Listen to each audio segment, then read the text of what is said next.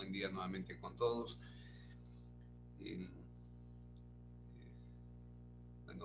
Habrán notado que estamos aprendiendo a diseñar las superestructuras de los puentes, en este caso utilizando el concreto reforzado.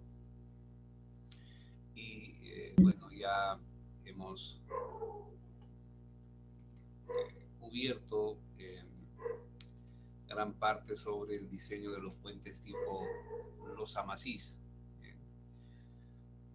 Ahora vamos a iniciar con otro tipo de superestructura que se denomina, digamos, porque en la ingeniería, puentes de vigas T. En realidad, el término correcto sería puentes de losa y viga, que esa sería la denominación que dan en las especificaciones ASHTO.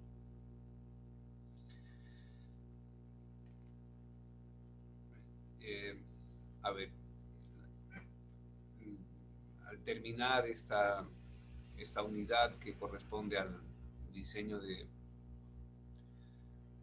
puentes de losa y viga o puentes de vigas T, deberíamos llegar a hacer hasta la ingeniería de detalle, es decir, elaborar los planos. Vamos a ver cómo se efectúa el diseño considerando los estados límites de resistencia, servicio y fatiga. Y además, obviamente, había que agregar lo que corresponde al desarrollo de la ingeniería de detalle.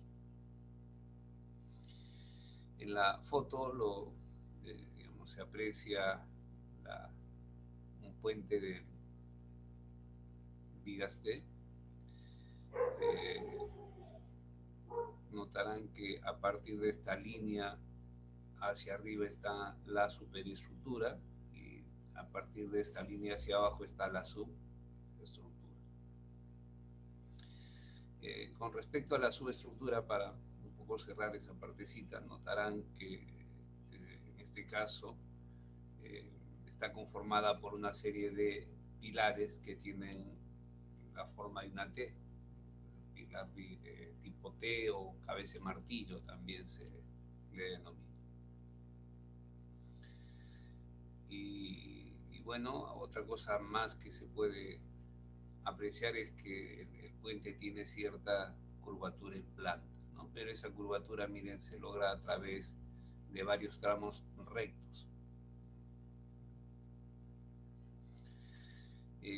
Ya centrando nuestra atención en la superestructura, notarán que aquí se aprecia el tablero, que es la porción de la superestructura que va a recibir de manera directa el peso de la sobrecarga vehicular. Ese tablero es de concreto y luego ese tablero se apoya, miren, sobre estas vigas de acá que son paralelas a la dirección del tráfico. Los vehículos están circulando en esta dirección. Notarán que hay 4 vigas que son paralelas a la dirección del tráfico y luego existen otras vigas, ¿no? Entonces el tablero se apoya sobre estas vigas longitudinales y estas vigas transversales. Estas vigas transversales perpendiculares a la dirección del tráfico se denominan vigas diafragma.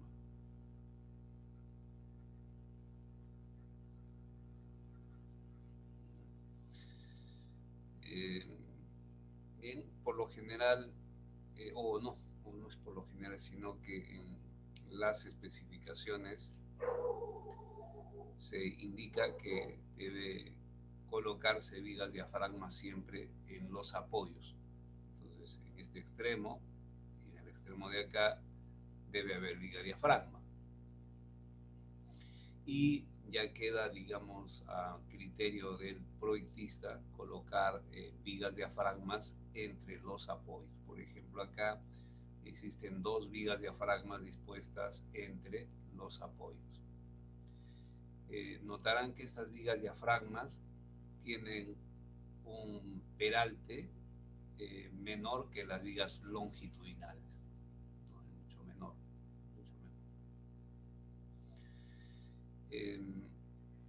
Si ustedes recuerdan, la superestructura estaría dividida o conformada por el tablero y la estructura principal.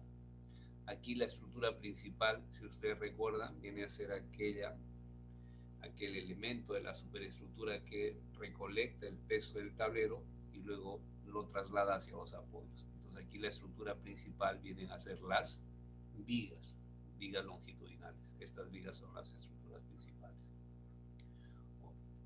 Bien. Que si dibujo por acá la sección transversal de ese puente, con cierta dificultad, lo que vamos a tener es esto, ¿no? Una serie de vigas que están regularmente espaciadas. Probablemente aquí tienen una barrera, aquí hay otra barrera, y aquí la viga diafragma. Bueno, esta sería la sección transversal de ese puente, ¿no?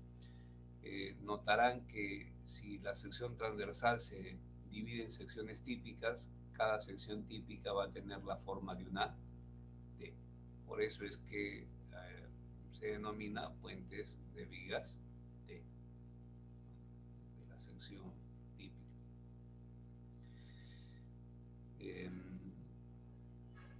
Cuando vamos a afrontar el diseño de este tipo de superestructuras, sobre todo la estructura principal, la sección transversal la vamos a dividir en lo que serían vigas interiores y luego las vigas exteriores. Entonces eso va a ser, ¿no? Hay dos vigas exteriores y en este caso dos vigas interiores. Bien, por acá miren, además se muestra el sistema de drenaje de la superestructura, que es muy importante, les diré, sobre todo en el caso de los puentes de concreto reforzado, ¿no? Porque si no hay un buen sistema de drenaje, va a suceder lo que ocurre en este momento en el puente este que tenemos aquí en el río Moche, que digamos, está en una situación bien deplorable, ¿no? Es decir, la lluvia en el tiempo, más los agentes contaminantes que tienen los gases que emiten los carros, obviamente generan un perjuicio tremendo sobre el concreto y sobre el acero, ¿no? Entonces hay que drenar adecuadamente.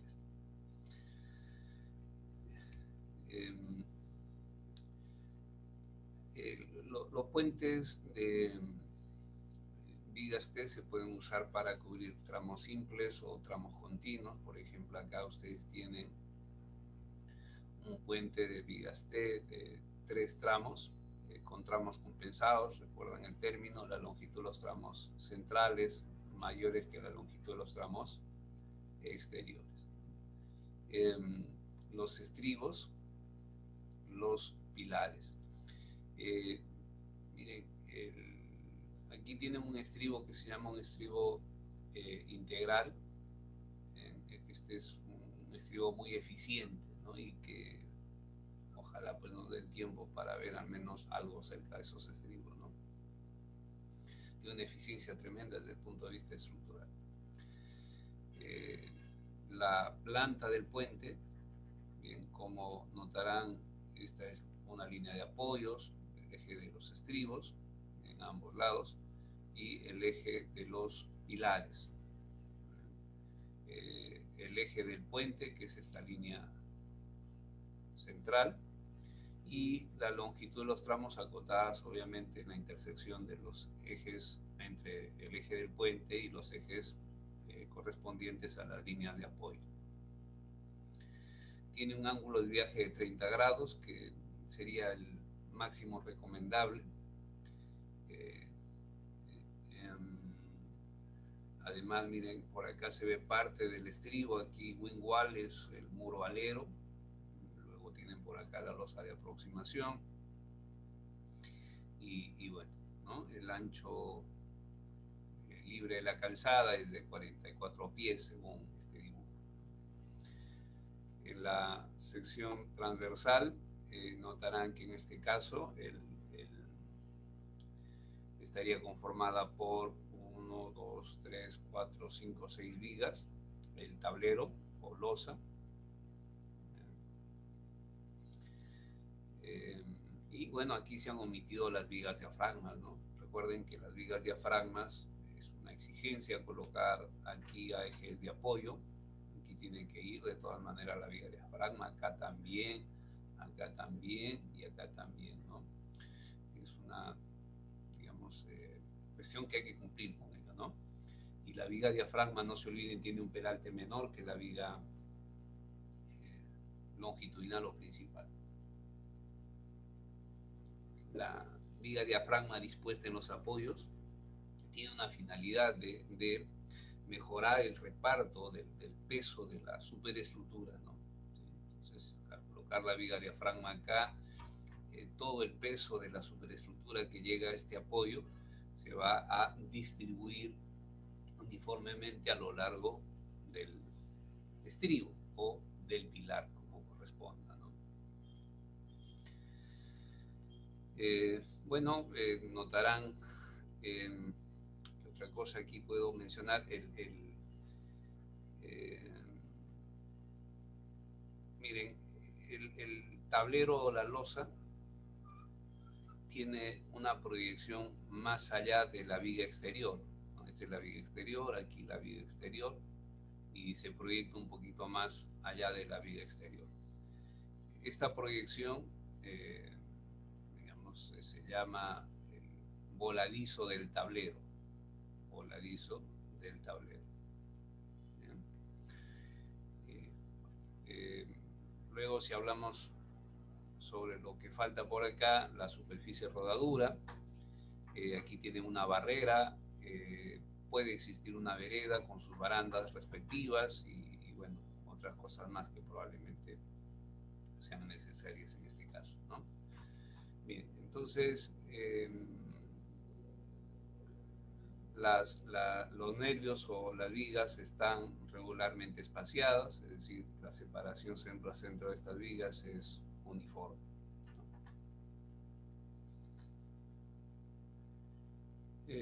En cuanto a los criterios de estructuración, miren, aquí en la figura de la esquina izquierda superior se muestra un puente de vigas T de un solo tramo. Se muestra el corte longitudinal, ¿no? Y luego hacia abajo se muestra la sección transversal del puente. Aquí señalados con un rectángulo de color negro se muestran las vigas diafragmas a ejes de apoyo y luego se coloca una viga diafragma entre ejes de apoyo.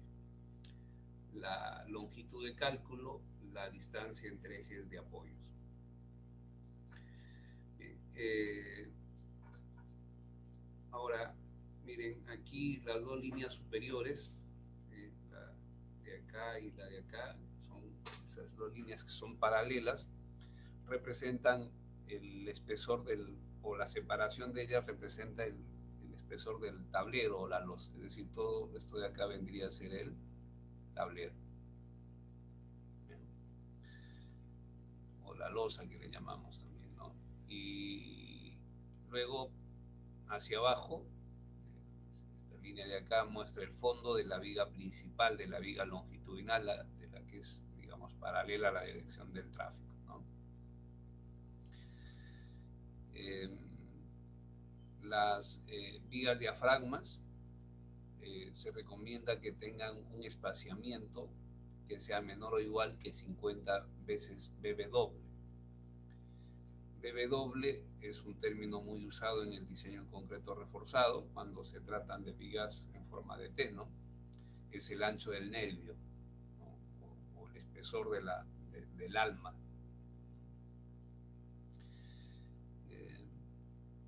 eh, por lo general el BW lo vamos a tomar mayor de 0.35 metros, que es un ancho, digamos, recomendado por la experiencia de muchos ingenieros que se dedican a diseñar puentes. Entonces, si multiplicamos 50 por 0.35, notarán que la separación centro a centro de las vigas diafragmas debería ser del orden de casi 17 metros 50, 18 metros, ¿no? Esa sería la separación máxima. Es una recomendación, obviamente, ¿no? No es algo que hay que seguir a pie de letra, ¿no? Las vigas diafragmas que se encuentran entre los apoyos tienen, digamos,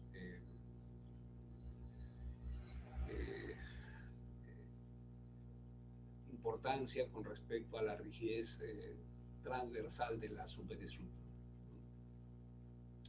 Si no existen vigas diafragmas entre los apoyos, lo que vamos a decir es que la superestructura es flexible.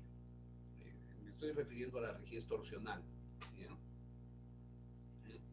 Entonces la rigidez torsional de la superestructura va a depender de las vigas diafragmas que vamos a colocar entre ejes de apoyo. Si no colocamos vigas diafragmas entre ejes de apoyos, simplemente la superestructura va a ser flexible, no va a tener mucha rigidez torsional. En cambio, si colocamos un número muy grande de vigas diafragmas, entonces la rigidez torsional de la superestructura se incrementa de manera significativa. Y podríamos asumir que la superestructura tiene una rigidez infinita a la torsión.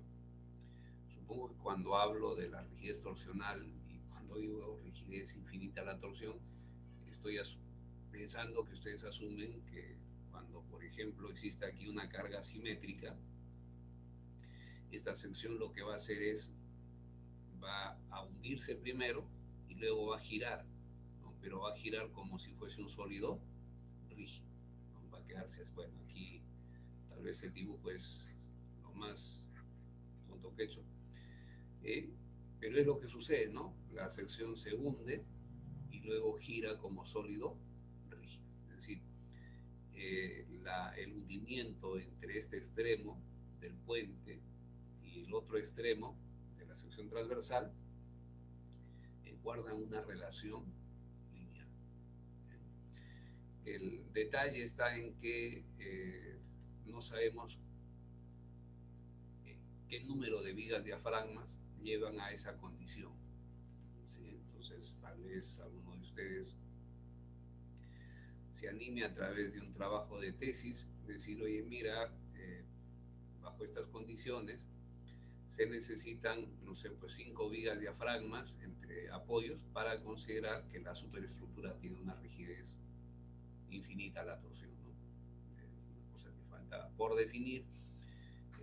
Los americanos están trabajando en ello, ya tienen publicaciones y no sé qué ocurre porque no las hacen de conocimiento, ¿no? Ya tienen trabajos de investigación con respecto a ello y que falta, me supongo, es que comiencen a divulgar y hacer que esas investigaciones formen parte de las especificaciones, ¿no? Bien, entonces, eso es lo que sucede, ¿no? O sea, no se olviden, si no existen vigas diafragmas entre apoyos, vamos a considerar que la superestructura es flexible, ¿bien? Y si hay muchas vigas diafragmas, la superestructura va a tener una rigidez infinita a la torsión. Asumo, insisto, que ustedes están haciendo un esfuerzo mental para lograr captar los dos términos, ¿no? Porque cuando digo superestructura flexible, si colocamos una carga asimétrica acá, lo que va a suceder es que este extremo se hunde, este extremo también se hunde, y se hunden probablemente así, ¿no? Como ven, ya no hay esta rotación como sólido rígido, ¿no? Ya no hay una relación lineal entre este hundimiento y el hundimiento de acá, ¿no? visualizando esto, pues.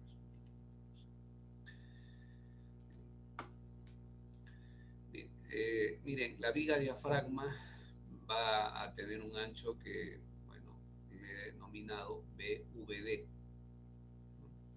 Y un peralte medido desde la cara superior del tablero al fondo de la viga diafragma, identificado como HVD. La viga principal tiene un peralte total H, medido también desde la cara superior de la losa al fondo de la viga. Bien, aquí luego en la parte inferior, en la sección transversal, notarán lo siguiente, que la separación centro a centro de las vigas es S. El voladizo del tablero se recomienda que esté entre el 50 al 60% de la separación centro a centro de las vigas. También se está acotando el peralte total de la sección, desde la cara superior de la losa al fondo de la viga, el peralte de la viga diafragma, desde la cara superior de la losa al fondo de la viga diafragma. Miren, la viga diafragma con menor peralte que la viga principal. El espesor de la losa se denomina T sub S, el ancho del nervio o el espesor del alma de la viga principal, BW. W es el ancho libre de la calzada. Aquí luego tenemos el ancho total del puente, la barrera, y bueno, creo que eso sería todo, ¿no?, con respecto a la descripción de la sección transversal. Y ahora miren, establezcamos algunos criterios para el dimensionamiento de los puentes de vigas. Y lo vamos a ver en dos situaciones, cuando es de tramo simple y es de tramo continuo. En tramo simple, miren, se aconseja utilizar los puentes de vigas T para cubrir claros entre 12 y 25 metros. En ese rango resultan siendo económicos. Esto ya es obviamente producto de la experiencia de muchos especialistas en el tema, ¿no? Ya se ha visto esto, hasta 25 metros resulta, digamos, como que más o menos rentable, ¿no? Cuando se trata de tramo simple, el peralte total, miren, es igual a 7 milésimas de la, no, aquí está mal, a 7 centésimas, ¿no? 7 centésimas de la longitud del tramo, ¿no? Entonces aquí hay un error en la diapositiva. Y aquí hay algo que quisiera comentar con ustedes. Miren, por lo general la viga de un edificio se dimensiona el peralte como una centésima, ¿no?, o un décimo de la longitud del tramo. Pero aquí miren, un puente, que es una estructura que va a ser o va a tener mayor carga, se trabaja con 7 centésimas, o sea, menos, ¿no? Entonces algo que estamos haciendo mal por ahí, o los criterios estos en el dimensionamiento de vigas no son los más apropiados, ¿no? Y cuando tenemos el tramo continuo, miren, se recomienda cubrir claros, o para cubrir claros, entre 12 y 30 metros. Cuando es tramo continuo, la estructura se vuelve más eficiente, ¿no? La hiperestaticidad permite que se reduzcan los esfuerzos y las deformaciones en comparación con una estructura isostática. Y en ese caso, miren, el peralte debería ser de 6.5 centésimas de la longitud del tramo. Con respecto al espesor de la losa, cuando solo existen dos vigas principales, y eliminamos la de acá y la de acá, y solamente hay dos vigas, resulta que será 1.2 de S más 3 entre 30. Ese es la separación centro a centro de vigas. El tablero, este tablero, se apoya sobre las vigas, ¿no? Y esto por una cuestión de la relación de aspecto que hay en este paño, es decir, el tablero luego queda dividido en pañitos, ¿no? Los paños aquí estarían limitados por los ejes de las vigas longitudinales y los ejes de las vigas transversales de las vigas diafragmas. Entonces aquí tenemos un paño. Y en estos pañitos se cumple la relación que la longitud del mayor del paño versus la longitud menor es de más de 2. Entonces esta losa trabaja en una sola dirección, ¿no? Y trabaja obviamente en la dirección corta.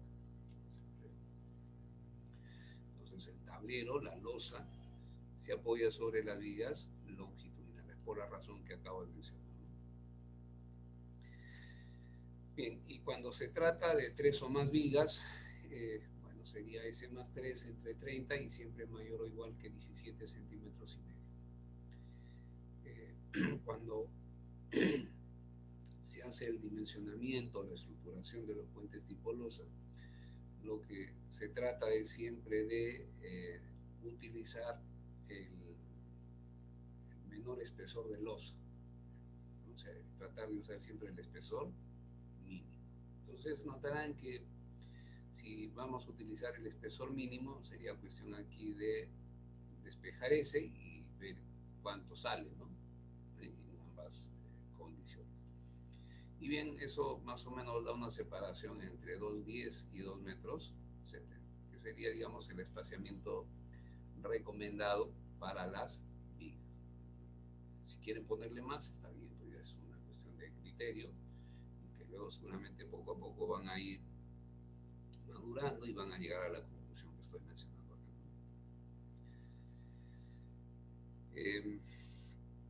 Con respecto al número de vigas que debe tener la sección transversal, ¿no? NB es el número de vigas, que aquí no lo he colocado. Entonces, miren, el número de vigas, por lo general, se toma como 2 veces el número de carriles de diseño. Por decir, si tenemos 2 carriles de diseño, entonces se recomienda, no es una cuestión que esté en las especificaciones, se recomendaría utilizar 4 vigas, 1, 2, 3, 4 vigas. Entonces, por ejemplo, probablemente la sección transversal de este puente se ha proyectado para que tenga 2 carriles de diseño. Entonces, esta es una idea, ¿no? El número de vigas sea pros 2 veces el número de carriles, ¿no? Eso es una idea, o sea, no es una cuestión, insisto, que hay que hacer. Y también aunque no se dice de manera directa en las especificaciones, el número de vigas tendría que ser mayor o igual que 3. Es decir, esto de 2 vigas no existiría, ¿no? Tendríamos que tener más de 3 vigas.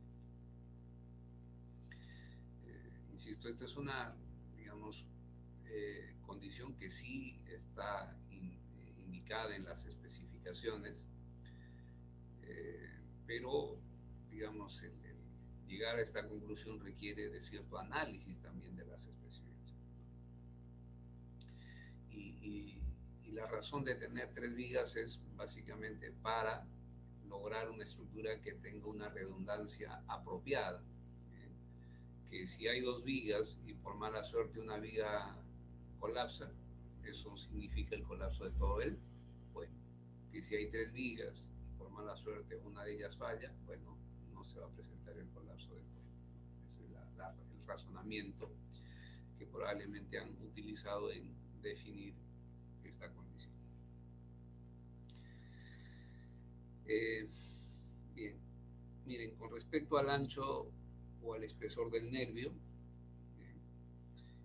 mínimo 35 centímetros, como en algún momento mencionaba, y luego el espesor del nervio irá incrementándose conforme se va incrementando la longitud del tramo.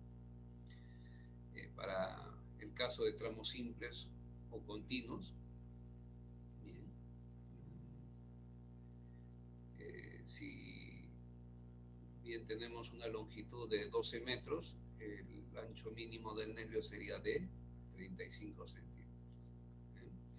Y si tenemos ya un claro de 25 metros, entonces el ancho del nervio aproximadamente va a salir de 55 centímetros.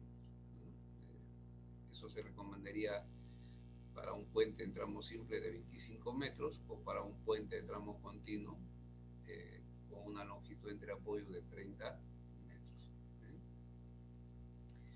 Y si la longitud del tramo está entre 12 o 25 o entre 12 y 30, bueno, habría que hacer una interpolación, no lineal, sino a criterio. Me dice, oye, mira, tiene 20 metros, está muy cerca de 55, le pongo 50 centímetros. Eso luego se va a tener que verificar, parte del proceso de diseño, ¿no? Entonces, para 12 metros, 35. Entre 25 a 30, dependiendo de tramo simple o tramo continuo, 55 centímetros o 60 centímetros inclusive.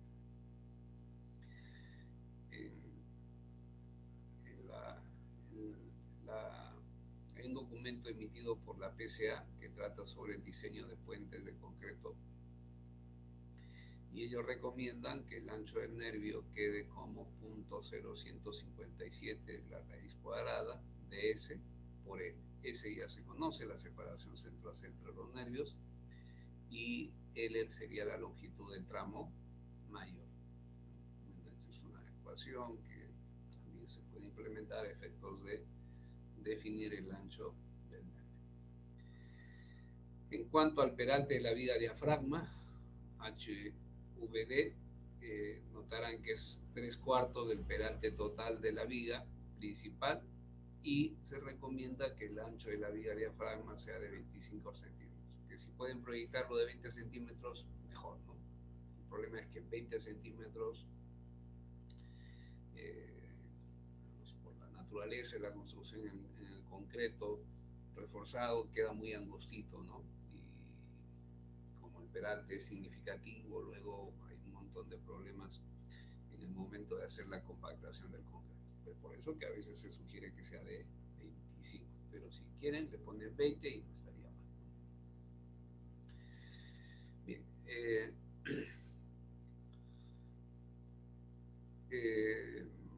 cuando se va a hacer el diseño, miren, de los puentes de vigas T,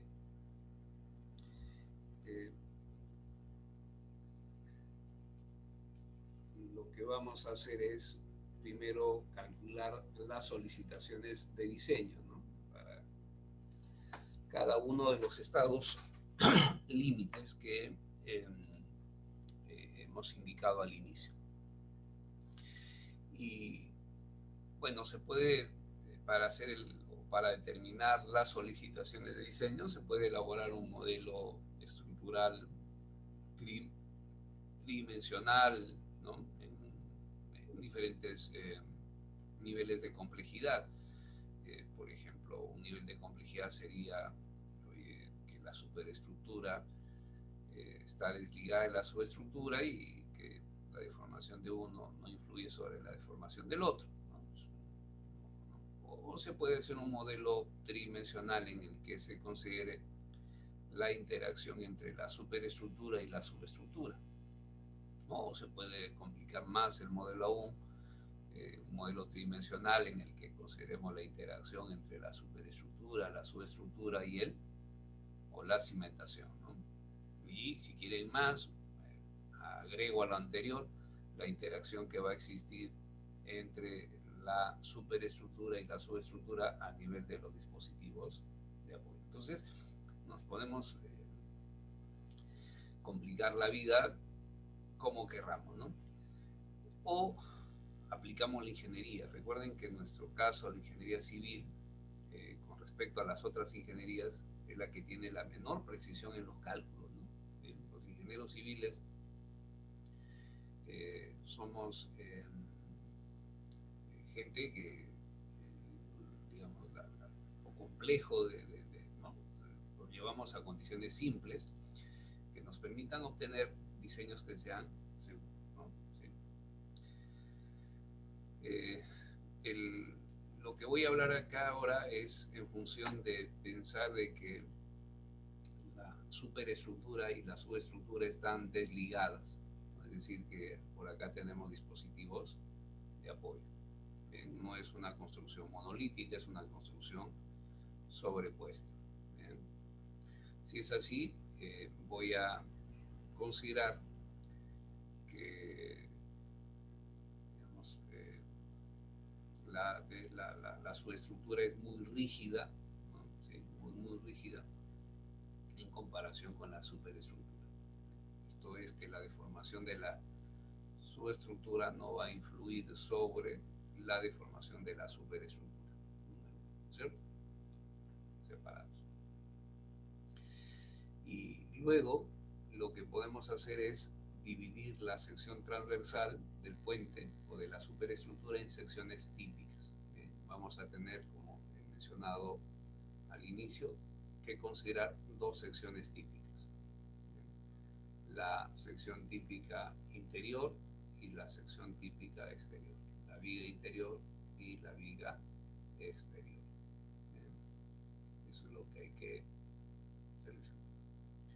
Ahora, independientemente sea la sección que sea, luego asumimos que estas secciones están, digamos, aisladas del resto. Es decir, que cada sección típica trabaja de manera independiente, no interactúa, ¿no? El paso siguiente es asumir que o considerar que el ancho de esta sección típica es despreciable. ¿Bien? Entonces, si formulo todos sus supuestos, luego cualquiera de estas secciones típicas, interior o exterior, se puede representar mediante un elemento unidimensional. ¿Bien? Y si este es el apoyo A, este es el apoyo B, el apoyo C y el apoyo D, bueno, entonces esta línea que está representando cualquiera de estas dos secciones típicas, aquí tiene un apoyo. Bueno, aquí habría que razonar cómo va a ser la unión de la superestructura y la subestructura en este punto, ¿no? Si se va a permitir el deslizamiento relativo entre ambos elementos o se restringe ese deslizamiento relativo. Entonces aquí voy a asumir que hay esa posibilidad de deslizamiento, desplazamiento relativo entre la superestructura y la subestructura. Este es el apoyo A, por acá el apoyo B, que voy a considerar que en ese apoyo se impide el desplazamiento relativo entre la superestructura y la subestructura. Bueno, y al final sigo asumiendo el cómo van a unirse o cómo se une la superestructura a la subestructura. Bien, entonces, todo esto de acá viene a ser el modelo estructural. Como cada es el modelo estructural de una de estas vigas, eh,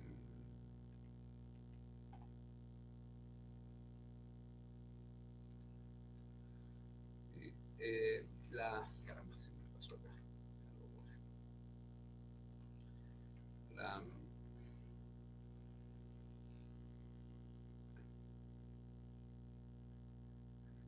la longitud de los apoyos estaría indicada acá, 35 pies. Bueno, ahí está. 35 pies. 42 pies y 35 pies. Bueno, entonces ya tengo el modelo estructural, ¿no? El modelo geométrico en realidad, ¿no? Ahora hay que definir el modelo de las cargas, es decir, qué carga le corresponde a esta viga. Y le corresponderá, como hemos asumido que cada viga trabaja de manera independiente, entonces a esta viga le va a corresponder la carga que recaiga sobre su ancho tributario.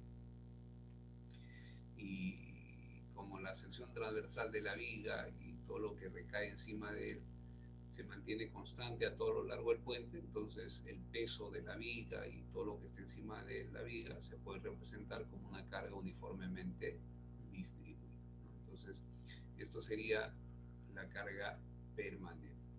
¿Bien? Entonces, hasta ahí no creo que tengamos dificultad. El problema ahora es definir qué fracción del peso de la sobrecarga vehicular le corresponde a esta viga interior y a esta viga exterior. Entonces, ese sería el detalle, ¿no? Igual que casi en los puentes tipo losa maciza, es decir, hay que definir qué fracción de la sobrecarga vehicular le corresponde a la viga interior y a la viga exterior, y obviamente siempre pensando en la situación más desfavorable. Y eso tiene que ver con lo que se está mostrando acá en la diapositiva. Miren.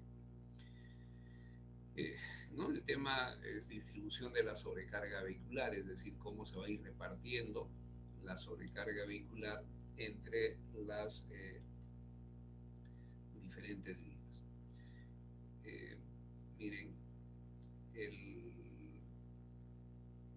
un carril cargado se puede simular como que tuviese dos líneas de ruedas longitudinales. Aquí estoy mirando la sección transversal de la sobrecarga vehicular. Y por acá, si P es el peso de un carril, entonces en esta línea de ruedas va P medios, y en esta otra línea de ruedas también va P medios. ¿Sí? Eso creo que es lo que hemos estado viendo. Ahora, estas dos se pueden, para efectos de simplificar, reemplazar por una sola, que sería igual a P.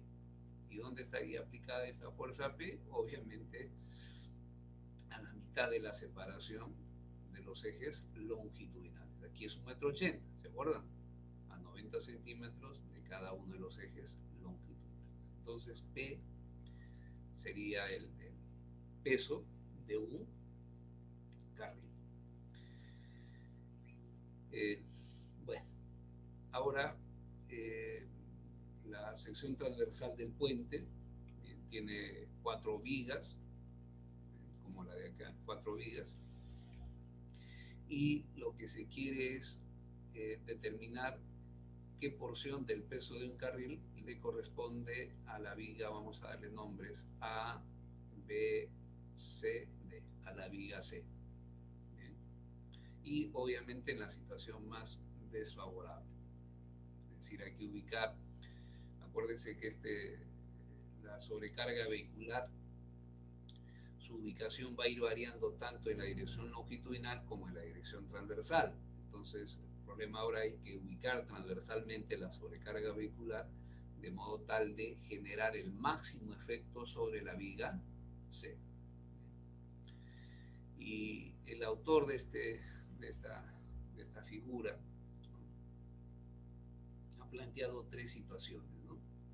Dice rigidez transversal nula, ¿bien?, rigidez transversal finita, lo que yo he llamado flexible, ¿bien?, al inicio, ¿se acuerdan? Y rigidez transversal infinita. ¿Bien? Esto es rigidez a la torsión. Bien, y también recordarán que hacía mención que la rigidez torsional de la superestructura es dependiente de la viga diafragma, ¿no? En este caso, miren, se está asumiendo que cada viga trabaja de manera independiente. ¿Bien? Entonces, obviamente, esta carga la deberíamos colocar aquí al eje de la viga, y solo esta viga tomaría la totalidad de la sobrecarga vehicular, ¿no? Las vigas adyacentes A, B y D simplemente no trabajarían. Les diré que este enfoque de visualizar el tema ha sido utilizado, ¿no? Inclusive yo he utilizado esto para hacer diseño de un puente, ¿no? Son criterios muy sencillos que llevan a sobredimensionar la estructura, pero la estructura es segura, ¿no? Y un segundo nivel, que es considerar que la superestructura es flexible, es decir, que las vigas no están aisladas, sino que están unidas, ¿no? Aquí recuerden, esto significa que solo existen vigas diafragmas en los apoyos. Y miren, recuerden que la idea es generar el máximo efecto sobre la viga C. Entonces, la resultante del peso de un carril se ubica sobre el eje de esa viga. Bien, esta es la posición inicial, lo de arriba, y esta es la posición final, ¿no? Y el hundimiento que tiene, miren acá, ¿ven? Aquí hay un hundimiento en este extremo, un hundimiento de la sección transversal, y aquí hay otro hundimiento. Y como ven, esos hundimientos no guardan una relación lineal. Así está, ¿no? Aquí proyecto esta línea. Esta viga se hunde poquito, esta viga se hunde un poquito más, esta se hunde más y esta se hunde un poquito menos. Esta es la que sufre la mayor deflexión, el mayor hundimiento. La rigidez vertical de estas vigas se puede representar mediante un resorte. Y cada resorte va a tener su rigidez. La rigidez de este resorte se puede calcular, se puede determinar, y espero que estén en condiciones de poder cuantificar ese resorte. Entonces, aquí miren, va a aparecer una reacción, ¿no? Y esa reacción es, digamos, la que aparece en la viga 6, que vendría a ser el peso o la fracción del peso del carril que le corresponde a esa viga en cuestión. Esa reacción, que le voy a llamar RC, sería igual al producto de ¿quién? Simplemente al producto de esa constante del resorte multiplicada por el hundimiento o la deflexión de esa viga. Es decir, aquí la superestructura, el tablero se asume apoyado sobre las vigas y cada viga tiene una rigidez dada, ¿no? Entonces, ¿dónde se presenta la mayor reacción? ¿No? Obviamente en la viga C, ¿no? Porque ahí es la que tiene el mayor hundimiento. Es decir, ¿quién lleva la mayor fracción del peso de un carril? Obviamente la viga C, ¿no? Porque ahí estamos ubicando la sobrecarga vehicular. Pero notarán que también parte del peso de esta viga, parte del peso de esta sobrecarga vehicular se comienza a distribuir entre la viga A, B, C y D. Es decir, el peso de este carril, insisto, se está distribuyendo entre A, B, C y D. Y obviamente la viga que tiene mayor o coge mayor fracción del peso de ese carril será la que tiene el mayor hundimiento, ¿no? Eso, no sé si se... Bien. Entonces el peso se está distribuyendo transversalmente en este caso, y a cada viga le corresponde una cierta porción de ese peso. Y bueno, aquí en la figura de la derecha se está asumiendo que la sección transversal tiene una rigidez infinita a la torsión. Notarán que el autor de esta imagen además ha trazado aquí las vigas diafragmas. Bien, miren, aquí los hundimientos ya guardan una relación lineal, guardan una relación lineal. Bien, miren. Aquí el hundimiento entre los extremos se puede determinar, ¿no? Si ustedes tienen el hundimiento en este extremo, o la deflexión en este extremo y la deflexión en el otro extremo, bueno, luego pueden calcular cuánto se deflecta cada una de las vigas. Y ahora notarán en este caso qué viga es la que tiene o lleva la mayor fracción del peso de un carril, la que tiene el mayor hundimiento. O sea, aquí igual, aquí la viga del tablero se puede asumir apoyado sobre una serie de resortes. Esos resortes representan la rigidez a la deflexión o al hundimiento de las vigas. Esto igualito. Entonces, notarán que la viga que tiene el mayor hundimiento es la viga que está ubicada en el extremo de la sección transversal, la viga exterior. ¿Ve? Se nota claramente, ¿no? ¿Ve? Es decir, que si tienen una superestructura que es flexible, las vigas que van a tomar mayor fracción del peso de un carril serán las vigas interiores, ¿no? Cuando consideramos que la superestructura tiene una rigidez infinita a la torsión, las vigas que van a tomar mayor fracción del peso de un carril serán las vigas exteriores. ¿Eh? Bueno, entonces tenemos ahí tres niveles, desde uno muy sencillo hasta probablemente cosas más complejas, en cómo se va a ir distribuyendo la sobrecarga vehicular, ¿no?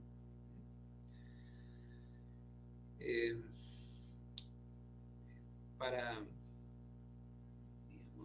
determinar qué fracción de la sobrecarga vehicular le corresponde a cada viga y considerando la ubicación más pésima del carril, hay en realidad dos vías, ¿no? O hacemos un análisis refinado o usamos análisis aproximado. Aquí vamos a utilizar análisis aproximados. Aquí hay que entender que el término análisis aproximado no es que con esto no sirva para hacer diseño, esto es lo que usamos para hacer diseño. Los métodos de análisis refinado, por lo general, siempre se relacionan con verificaciones que hay que hacer, ¿no? Para hacer uso de este análisis aproximado, o sea, para repartir la sobrecarga vehicular entre las diferentes vías, hay que considerar que o se puede hacer siempre y cuando se cumplan ciertas condiciones. Bien, algunas de ellas están indicadas acá. Primero, que el ancho del tablero sea constante. Miren, debe existir al menos 4 vigas, es una condición. Luego van a ver que también se pueden aceptar 3 vigas. Las vigas tienen que ser paralelas y deben tener aproximadamente la misma rigidez, por eso es que se busca que la separación centro a centro de las vigas sea uniforme y que la proyección del voladizo sea aproximadamente el 50% de ese. Con eso logramos que todas las vigas tengan aproximadamente la misma rigidez. Y dice, a menos que se especifique lo contrario, la parte del voladizo no debe ser mayor que 91 centímetros. Luego lo voy a explicar, esto es una dimensión que se mide desde el eje de la viga exterior al borde interior de la barrera o la vereda. Se acepta que el puente tenga una pequeña curvatura y luego que la sección transversal sea una de las indicadas en una tabla denominada 1. La tabla 1 está acá y aquí se muestran las diferentes secciones típicas que están siendo consideradas en este método de análisis aproximado. Y lo único que nos debe por ahora interesar es notar que sección que nosotros estamos considerando está aquí. Es una viga T de concreto con lado en situ. El concreto es monolítico, o sea, el concreto del tablero y la viga es monolítico. Bien, entonces corresponde la sección típica E. ¿No es cierto? No se olviden, E es la sección típica que corresponde. Y bueno, en función de lo que trataba de explicar por acá, bien, tenemos el comportamiento de la superestructura que puede ser entre flexible y rígido, ¿no? Entre flexible y rígido. Que, digamos, la situación más pésima para las vigas interiores, ¿no? La situación más pésima para las vigas interiores es cuando la superestructura es flexible, ¿no? Y que la situación más pésima para las vigas exteriores es cuando la superestructura tiene una rigidez infinita a la torsión, ¿no? Entonces, aquí voy a mostrarles algunas ecuaciones que se utilizan para definir qué fracción de la sobrecarga vehicular le corresponde tanto a las vigas interiores como a las vigas exteriores, ¿no? Bien. Y lo voy a dividir así primero, ¿no? Considerando que la superestructura es flexible, es un primer grupo, y luego cuando la superestructura tiene rigidez infinita, la torsión, que sería este grupo de acá. Bien. Sí, entonces en esas dos situaciones, recuerden que la condición más desfavorable para las vigas interiores es cuando la superestructura es flexible, y la situación más crítica para las vigas exteriores probablemente se dé cuando la estructura tiene rigidez infinita, la torsión. Bien, entonces aquí, considerando la superestructura flexible, miren, en esta tabla se muestra cómo determinar qué fracción del peso de un carril le corresponde a las vigas interiores a efectos de calcular el momento. Luego vamos a tener otras tablas que aplican para determinar qué fracción del peso de un carril le corresponde a las vigas interiores, pero para calcular el cortante. Entonces vamos a tener dos tablas, una que es para calcular el momento y otra para el cortante, ¿no? En realidad lo que vamos a tener es esto, ¿no? Primero, en este criterio, superestructura flexible, vamos a tener para vigas interiores, y luego vamos a tener criterios también para vigas exteriores, y luego esto se desglosa en momento y cortante. Momento y cortante. ¿Estamos? Entonces vamos a tener criterios para vigas interiores, vigas exteriores, y en ambos casos luego se desglosan en momento y cortante. Y esto es para el caso A de superestructura flexible. Si ustedes recuerdan, la sección típica era la E. Y por acá aparece el factor de distribución, que viene a representar qué fracción de la sobrecarga vehicular le corresponde a la viga interior a efectos de calcular el momento. Bien, este es el MG. Y notarán que esta ecuación, algunas variables se conocen: S, la separación centro a centro de las vigas; L, la longitud del tramo. En realidad, L va a tener diferentes connotaciones dependiendo del tipo de solicitación que se quiere calcular. Y luego aparece este KG. KG es un índice de rigidez longitudinal, se denomina aquí en estas especificaciones, que no viene a ser más que el momento de inercia de la sección transversal calculado con respecto al centroide de la losa. No eran cosas. Y luego el espesor de la losa. Entonces creo que, digamos, no habrá dificultad por acá.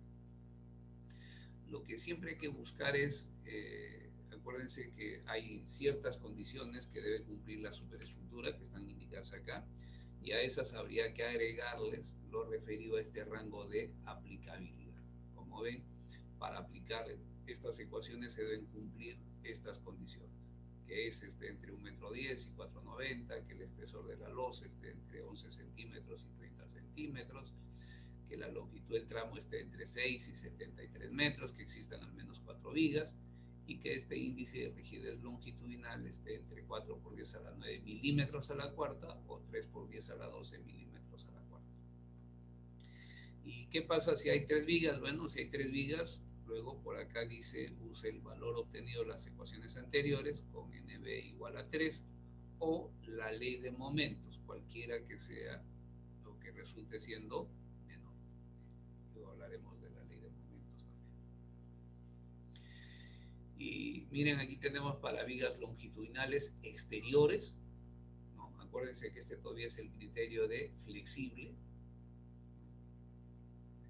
Entonces, considerando que la superestructura es flexible, vamos a determinar qué fracción de la sobrecarga vehicular le corresponde a la viga exterior. La sección típica E, dice: para un carril de diseño cargado hay que aplicar la ley de momentos, y para múltiples carriles cargados,